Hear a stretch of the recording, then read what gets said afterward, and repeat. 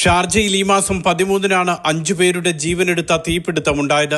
52 നില കെട്ടിടത്തിലെ അഗ്നിബാധയിൽ 19 പേർക്ക് പരിക്കേൽക്കുകയും ചെയ്തു. ഇതേക്കുറിച്ച് ഷാർജ സിവിൽ ഡിഫൻസ് നടത്തിയ വിശദമായ അന്വേഷണ റിപ്പോർട്ട് കഴിഞ്ഞ ദിവസം പുറത്തുവിട്ടു.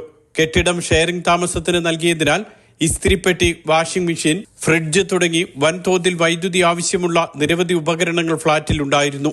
അനുവദനീയമായതിനേക്കാൾ കൂടുതൽ ഉപകരണങ്ങൾ പ്രവർത്തിച്ചതോടെ കെട്ടിടത്തിലെ ട്രാൻസ്ഫോമറിന് ലോഡ് താങ്ങാൻ കഴിഞ്ഞില്ല. ട്രാൻസ്ഫോമർ ചൂടായി തീ പൊട്ടിപ്പുറപ്പെട്ടു എന്നാണ് അന്വേഷണ റിപ്പോർട്ടിലെ കണ്ടെത്തൽ.